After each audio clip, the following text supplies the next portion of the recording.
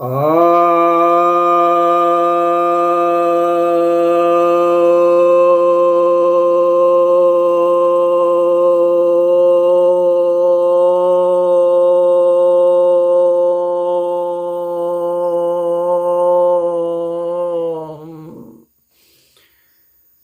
सभी भक्तजनों को सप्रेम नमन।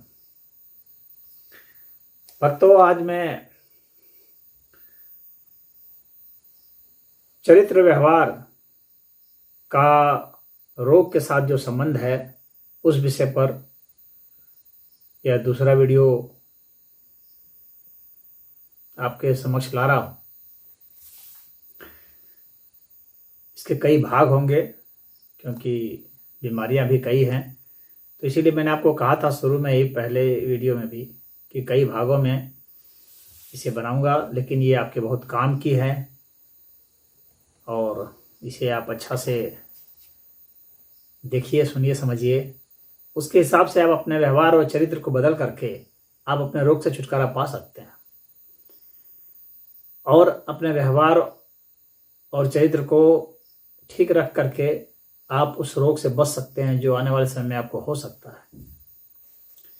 यदि आप ऐसा कर पाएंगे तो आप समझिए कि आपने बिना दवाई के ही अपना उपचार का तरीका ढूंढ लिया है।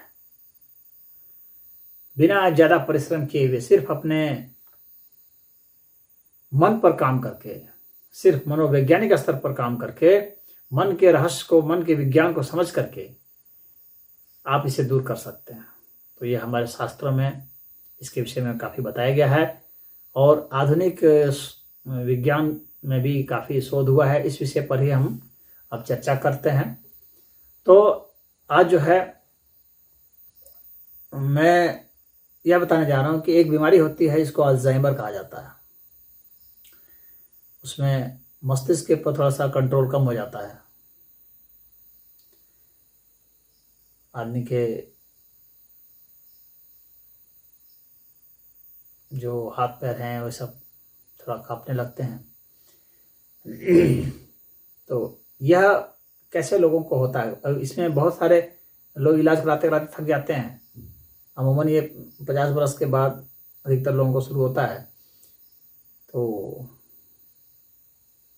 और ये बीमारी अमेरिका वगैरह में बहुत ज़्यादा है और ये जो है इलाज कराते कराते लोग थक जाते हैं और जल्दी ये ठीक नहीं होता है। ऐसा किन लोगों को होता है? ये उन लोगों को होता है जो अपनी हैसियत से ज़्यादा अपने को दिखाना चाहते हैं। आप लोगों के बीच में, हम लोग के बीच में देखते हैं कि बहुत सारे लोग ऐसे होते हैं जो कमाते 2 हैं, खर्च करेंगे 4, कर्जा लेकर के भी खर्च करेंगे और शो करेंगे कि वो बड़े आदमी हैं। तो अनावश्यक बहुत लोग बहुत खर्च करते हैं, फिजूल खर्ची करने वाले, दिखावा करने वाले, खूब बढ़िया बढ़िया फैशनदार कपड़े पहनते हैं जबकि उनकी आय उतनी ऐसे नहीं होती है। आय के हिसाब से तो उन्हें मान लीजिए 100 रुपये कपड़े पहनने चाहिए, 100 रुपये का शर्ट, तो वो 1000 रुपये का शर्ट पहन के घूम रहे हैं। तो ऐसा, इस तरह का जो लाइफ है, जो कि अपने हिसाब से वो जो एडजस्ट नहीं करके चलता है, तो वह अपने मस्तिष्क के ऊपर, मस्तिष्क एक जो 2 खंड हैं, एक ऊपर दिखाने का, एक अलग है। हाथी के दांत दिखाने के, खाने के अलग, तो उसके कारण जो है उसे ये परेशानी आती है। फिर ऐसे लोग जो ऐसा तो कर देते हैं, फिर उनके बाद में हताशा भर जाती है भीतर से, क्योंकि भीतर से वे जानते हैं अपनी सच्चाई को, तो वे होपलेस हो जाते हैं। तो इसकी वजह से जो होपलेसनेस है उनमें, अच्छा, फिर वो हेल्पलेस भी होते हैं। सिर्फ होपलेस ही नहीं होते हैं, यानी हेल्पलेस इसलिए हो जाते हैं क्योंकि जब वे अपना सो ही कर रहे हैं कितना बड़ा है, तो भाई किसी से मदद भी नहीं मांग सकते। जो ये अपने को यह स्वीकार कर लेता है कि भाई मैं साधारण सा हूँ, मैं गरीब हूँ, या जैसे भी, या जो बुद्धि में कमज़ोर हैं तो मैं उतना बुद्धिमान नहीं हूँ, तो जो बुद्धि में कमज़ोर है वो बुद्धिमान नहीं हो तो वो कई जगह से सलाह लेगा। लेकिन जो बेवकूफ़ होते हैं और सोचते हैं कि मैं बहुत बुद्धिमान हूँ, या औसत दर्जे के हैं, सोचते हैं मैं बहुत बुद्धिमान हूँ, वे किसी की सलाह भी नहीं सुनते ना मानते। तो ऐसे लोगों को ही अल्जाइमर होता है, जो मूर्ख हैं और दूसरे की सलाह नहीं मानते और अपने को ही बुद्धिमान समझते रहते हैं, तो इसलिए वे सलाह भी नहीं मानते। और ऐसे लोग भी भीतर से बहुत होपलेस हो जाते हैं, तो आपका व्यक्तित्व भीतर से जो है टूट टूट जाता है, तो इसीलिए भीतर से कंपन शुरू हो जाती है। तो ऐसे लोग जो भीतर से इसी तरह कांपने लगते हैं, तो उनके हाथ पैर कांपने लगते हैं, तो अल्जाइमर में हाथ पैर कांपना शुरू कर देंगे, दिमागी कंट्रोल खत्म हो जाएगा, याददाश्त कमजोर हो जाएगी, यादें बिखरने लगती हैं। तो इसके लिए यही है कि आप इस तरह की आदतों को बदल दें, तो आप अपने को ठीक कर पाएंगे। अल्जाइमर की बीमारी से आपको छुटकारा मिल जाएगा। उसी तरह से एक बीमारी होती है वो मंदाग्नि, जिसको एनोरेक्सिया कहते हैं, भूख कम लगती है। अच्छा हाँ, अल्जाइमर के विषय में थोड़ा सा मैं बता दूं योग का भी, कि अल्जाइमर अगर है तो आप भ्रामरी प्राणायाम और ओंकार प्राणायाम कीजिए, ये 2 प्राणायाम, और अनुलोम विलोम तीसरा। ये आप देखेंगे कि आप संतुलित हो गए, ठीक हो गए। 108 बार आपको करना है प्रतिदिन। अगर दोनों टाइम करेंगे तो बहुत जल्दी ठीक हो जाएंगे। और जैसे मैंने बताया कि आपको आपके जिस हैबिट की वजह से, जिस सोच की वजह से आपको है, तो आपको उस सोच को बदलना पड़ेगा।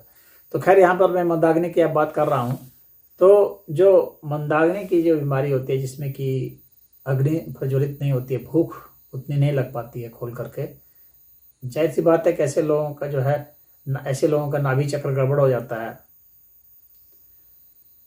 स्वाधिष्ठान और मणिपूरक ये दोनों ही गड़बड़ा जाते हैं उसके, मणिपूरक तो विशेष रूप से। और ऐसे लोग जो हैं, इनका लीवर भी थोड़ा बिगड़ा रहता है, और इनमें अग्नि की कमी होती है, शरीर थोड़ा ठंडा टाइप का होता है, शरीर में गर्मी की कमी होती है, इनमें उत्तेजना कम होती है। तो ऐसे क्या होता है, ऐसे लोग ऐसे वे होते हैं जो डरे रहते हैं, डरपोक टाइप के लोग होते हैं, हर जगह डरते हैं कि कहीं ऐसा तो नहीं कि मुझे रिएक्ट कर दिया जाएगा, तो कहीं प्रस्ताव भी कुछ नहीं रख पाएंगे। तो ये हर समय डरे रहते हैं, भयभीत लोगों का लक्षण है ये। किसी अधिकारी से बात करेंगे तो वहाँ डर जाएंगे, अपने बॉस से हर समय डरे रहेंगे, अपने यार दोस्तों से डरे रहेंगे, घर परिवार में भी डरे डरे रहते हैं, एक दूसरे पर भरोसा भी नहीं करते हैं, काफ़ी संदेह रखते हैं, सोचते हैं कि सब कोई मेरे खिलाफ है, हर कोई जो है मुझे परेशान करने के लिए है, मुझे नुकसान पहुंचाएंगे, आर्थिक नुकसान पहुंचाएंगे, शारीरिक नुकसान पहुंचाएंगे, मानसिक नुकसान पहुंचाएंगे, तो हर तरीके से मुझे नुकसान पहुंचाएंगे। तो ऐसा वो संदेह करते रहते हैं, और स्वयं के प्रति भी जो है वो प्रेमपूर्ण नहीं रह पाते हैं। तो इस तरह का जो अत्यधिक उनके भीतर में भय हो जाता है कि कहाँ ऐसे हैं, सब मेरे पीछे हैं, मुझे ख़त्म कर देंगे, मार देंगे, इस तरह से डरे रहते हैं, ठीक से चैन से नींद भी नहीं ले पाते, या उनको लगता है कि वे कहीं हार जाएंगे, तो रात दिन चिंता में लगे रहते हैं। तो अत्यधिक चिंता करेंगे जब आप, भूख खत्म हो जाएगी। आप गौर करेंगे, जब भी आप चिंता बहुत करने लगेंगे, जब भी बहुत डर हो जाएगा, तो भूख खत्म हो जाएगी।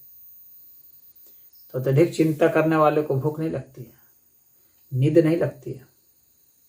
तो नींद नहीं आना, अत्यधिक चिंता करना, अत्यधिक डरा हुआ रहना, हर समय ये रहना कोई मेरी उपेक्षा कर रहा है, कोई मुझे नहीं चाहता है, कोई मुझसे प्रेम नहीं करता है, सब मेरे खिलाफ साजिश कर रहे हैं, इस तरह की जो सोच रखने वाले हैं, कहीं पहल नहीं करना, दुबका हुआ रहना, सबसे पीछे रहना, पीछे लाइन में खड़े रहना, पीछे के बेंच में बैठना, मंडली है वहाँ से थोड़ा साइड रहना, जहाँ समाज बैठ रहा है वहाँ से थोड़ा सा दूर हट के बैठना, या समाज में सबसे पीछे बैठना कि कोई मुझसे कुछ पूछ न दे, मुझे आता नहीं है, मैं क्या जवाब दूंगा, हिचकना बोलने से। तो इस तरह की जो भावना होती है, इसकी वजह से मंदाग्नि होती है। अगर आपको भूख नहीं लगती है, समझ जाइए कि आप में ये इस तरह की भावना घर कर गई है, और आपको अपने पर शोध करके वो जहाँ जहाँ इस तरह की भावना है उसको हटा देना चाहिए। तो मंदाग्नि का यह बहुत बड़ा है। और अगर कपालभाति प्राणायाम करते हैं तो आप में वो पर्याप्त गर्मी आ जाएगी, पर्याप्त ताकत और शौर्य उत्पन्न हो जाएगा।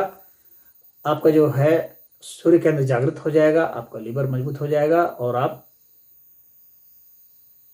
जो है मंदाग्नि से जो पीड़ित हैं, एनोरेक्सिया से जो पीड़ित हैं, वह आप बच जाएंगे।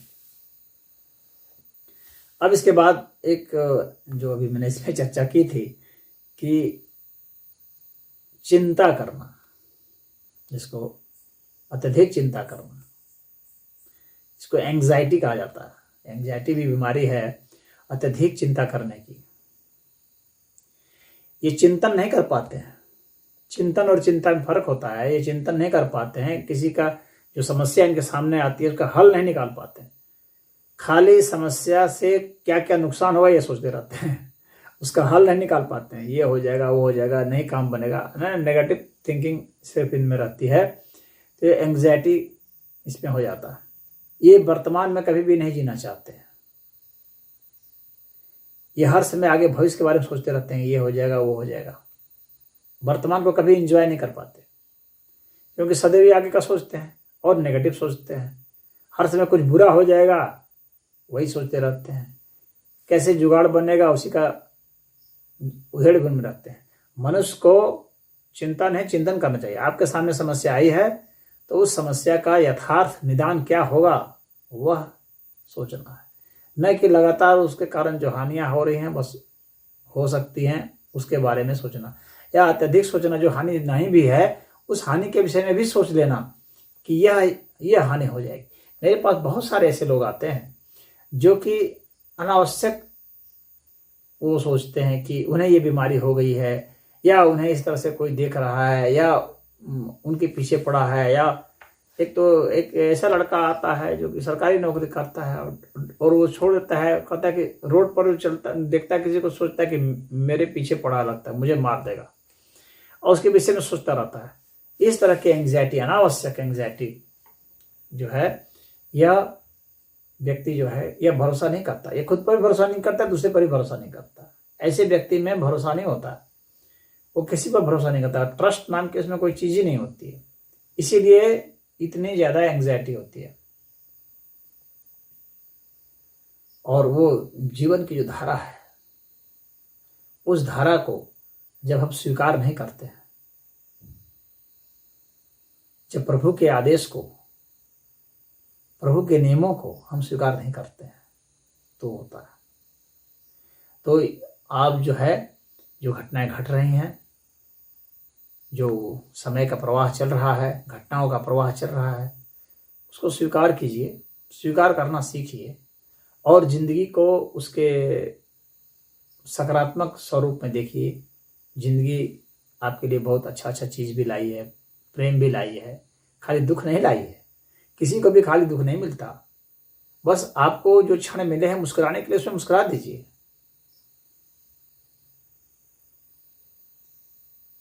लेकिन इरिटेट हो जाते हैं लोग।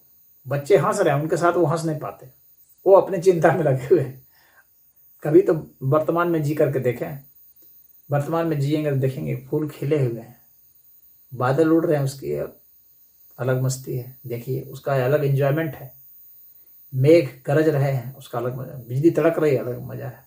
बारिश हो रही है, उसका अलग मजा है। बीज अंकुरित हो रहा है, उसका अलग मजा है। पत्ते निकल रहे हैं, उसका अलग मजा है। आप मजा ले सकते हैं, लुत्फ ले सकते हैं। छोटी छोटी चीजों से आपको लुत्फ मिलता रहेगा, क्योंकि सभी से जीवन फूट रहा है। तो जीवन की जो रसधार जो निकल रही है, उसको स्वीकार कीजिए, उसको देखिए और उसका आनंद लीजिए। इस मनोवृत्ति के जब आप होंगे, आप सिर्फ जब पॉजिटिव देखेंगे, तो आप देखेंगे कि आपकी एंग्जाइटी गायब हो रही है। अन्यथा आप सिर्फ नेगेटिव देखेंगे, अरे वो मर गया, अरे उसको ये रोग हो गया, अरे उसका एक्सीडेंट हो गया, अरे देखो वो मुकदमा कर दिया, वो हो गया, अरे उसका घर लूट गया, अरे उसका बिजनेस बर्बाद हो गया। तो आप सिर्फ नेगेटिव जो न्यूज़ है उसका कलेक्शन करते रहेंगे, तो आपकी ज़िंदगी में एंग्जाइटी का आ जाना है। लोग समाचार पत्र देखते हैं तो सिर्फ उन बातों को देखते हैं। अधिकतर समाचार पत्र में तो नेगेटिव बातें ही रहती हैं। एंग्जाइटी से छुटकारा के लिए आप समाचार पत्र देखना बंद कर दीजिए और तमाम जो समाचार के चैनल हैं जो सिर्फ नकारात्मक बातों को ही परोसते हैं, फलना ने घोटाला कर दिया तो वो जेल हो गया, तो वहाँ आतंकवादी घटना हो गई तो वहाँ मर्डर हो गया, तो वहाँ पर ये हो गया, इतने लोग मार गए, तो बाढ़ आ गई तो उसमें हो गया, भूस्खलन हो गया, उतने हो गया, अर्थक्वेक आ गया, इतने मर गया। तो इस तरह की बातें जो है न्यूज़ में आते रहती हैं और उसके प्रति जो है आप बहुत संवेदनशील हो जाते हैं। तो क्या होता है, सिर्फ नकारात्मक बातें आपके दिमाग में घुसती चली जाती हैं और होता क्या है, आपका चरित्र जो है बिल्कुल नेगेटिव हो जाता है और फिर आप जो है, आपको लगेगा कि दुनिया में सिर्फ नकारात्मक चीज़ें ही तो हो रही हैं और फिर आप जीवन को नहीं देख पाते हैं, जीवन के क्षय को देखते हैं, नाश को देखते हैं, मृत्यु को देखते हैं और इससे आपके भीतर में चिंताएं घर कर जाती हैं। और मुस्कुराने का भी अगर वहाँ पर मोमेंट है तो आप मुस्कुरा नहीं पाते, हंसने का है तो भी आप नहीं हंस पाते हैं, बस मुस्कुराते हैं इस तरह से जैसे खिसियानी टाइप की, जैसे जबरदस्ती कोई मुस्कुरा रहा है उस तरह से मुस्कुराते और हंसते हैं। तो इसमें ऐसा होता है कि व्यक्ति त्रस्त हो जाता है। तो आप अपने इन मनोभावनाओं को, जिंदगी के इस नज़रिए को अगर आप देखेंगे तो हो सकता है आप अपने को बदल पाएं और चिड़ियों को चहचहाते सुन के मुस्कुरा सकें, भौरे के गुंजार को सुन सकें, सूरज के उगते हुए को देख के आनंदित हो सकें, चंद्रमा के डूबते हुए उगते हुए को आनंदित हो सकते हैं देख करके। कहने का मतलब है कि अस्तित्व में जितनी घटनाएं घटती हैं उसमें आप विद्यमान रहें, वर्तमान में होशपूर्वक रहें, तो आप देखेंगे तो आपकी एंग्जाइटी समाप्त हो जाएगी और तब आप चिंता नहीं, आप चिंतन करेंगे तो आपको समाधान भी मिलेगा।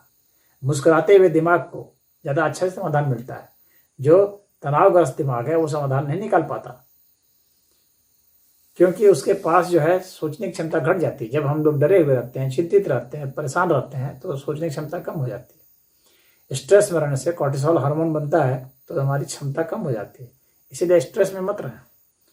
बिना स्ट्रेस में रहे हुए आपके सामने समस्या आई है, उसको एक चैलेंज के रूप में लीजिए, कोई बात नहीं है, और उसके बाद उस पर चिंतन कीजिए, शांत स्थिर दिमाग से सोचिए और देखेंगे आप हल निकल गया।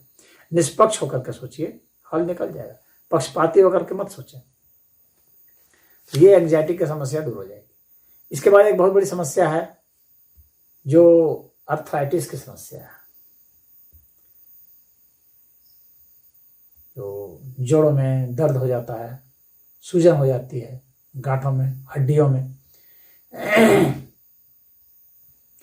तो ये समस्या बहुत होती है, विशेषकर बूढ़ों में ज़्यादा होती है। जब व्यक्ति 50 वर्ष के पार हो जाता है तब आप देखेंगे कि अर्थराइटिस उसमें विकसित होने लगता है और अर्थराइटिस विकसित होने के बाद जोड़ों में दर्द शुरू हो जाते हैं, हड्डियों में दिक्कत आने लगती है, गांठें पड़ जाती हैं, वहाँ दर्द भयानक पीड़ा होने लगती है। तो अब वो कई तरह की दवाएं खाएगा, लेकिन वो ये नहीं जानता है कि उसको हुआ क्यों है, उसमें कौन से ऐसे मनोविकार हैं जिसकी वजह से ऐसे हो गया। तो इसको जानना बहुत जरूरी है।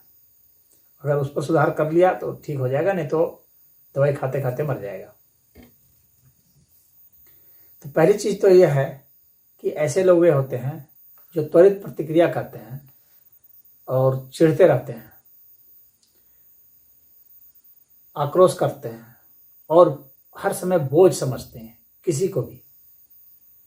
यानी अगर किसी के लिए कुछ करते भी हैं तो बोझ रूप में करते हैं, जिम्मेवारियों का वहन करते हैं ये लोग, लेकिन बोझ रूप में, अरे निभाना पड़ेगा, करना पड़ेगा, इस टाइप से, हंस के मुस्कुरा के नहीं। अरे जब करना ही है तो उसको हंस के मुस्कुरा करके भी किया जा सकता है, लेकिन बोझपूर्वक जब हम करते हैं हर समय, एक बार दो बार किया तो कोई बात नहीं, लेकिन हर समय जब करते हैं, जब हमारी ये आदत में शुमार हो जाता है, जब हमारे चरित्र बन जाता है, हमारी ऐसी सोच है जो कि किसी को बोझ के रूप में लेती है और उसके कारण बहुत तीव्र प्रतिक्रिया भी करती है, तो काफ़ी रिसेंटमेंट होता है इनमें, बहुत तीव्र तीखी प्रतिक्रिया करते हैं, चिढ़ते हैं, चिढ़ करके किसी से वो करते हैं, तो स्वयं न दूसरे को प्रेम करते हैं न स्वयं को प्रेम करते हैं, किसी से ये प्रेम नहीं करते हैं। ये सिर्फ सोचते हैं किस तरह से जो है हम निभाएं, दायित्व निभाएं, सामाजिक दायित्व, धार्मिक दायित्व, राजनीतिक दायित्व। तो ये पूजा भी करेंगे तो एक दायित्व के रूप में करेंगे, ये विधि पूजा करते हैं।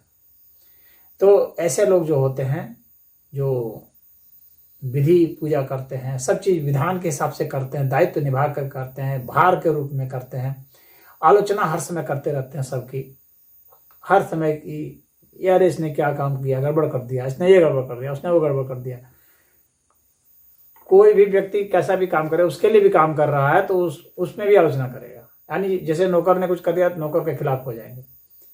उसी के लिए कर रहा है कि उसमें नुस्ख निकालते रहेंगे, बैठ करके नुस्ख निकालते रहना, दूसरे में दोष निकालते रहना, आलोचना करते रहना, चिढ़ते रहना, चिड़चिड़ापन हो जाना, और सिर्फ बैठे हैं दोष देखने के लिए, और कुछ कर रहे हैं तो भुनभुनाते हुए कर रहे हैं। आप देखते होंगे बहुत हैं, औरतें हैं बहुत करती हैं, कर रही हैं, थाली पटक रही हैं, खिला रही हैं, लेकिन भुनभुनाते हुए, चिड़चिड़ाते हुए, 10 तरह की शिकायत करते हुए। प्रेम से नहीं खिला सकती, न खाना बना सकती। इस तरह की औरतें हैं। चाहे ऐसे आदमी हैं जो हर समय कोई भी काम कर रहे हैं, खेतों में जा रहे हैं, चाहे ऑफिस ड्यूटी जा रहे हैं, चाहे दुकान पर जा रहे हैं, या कहीं जा रहे हैं बिजनेस करने, कुछ भी करने, तो कुछ ना कुछ बोलते हुए जा रहे हैं कि अरे यहाँ कहाँ फंस गया, अरे ये क्या कर दिया, अरे मुझे तो ये नहीं करना चाहिए था, मैं फंस गया, इनके चक्कर में आ गया। अब ये सब 10 तरह की हर समय सिफारिश करते हैं। इस तरह हर समय उसके दिमाग में यही सब बातें घूमते रहती हैं, और वो बोलता भी रहता है। तो इस तरह से जब आदमी के दिमाग में बातें घूमती हैं और वो बोलता रहता है, तो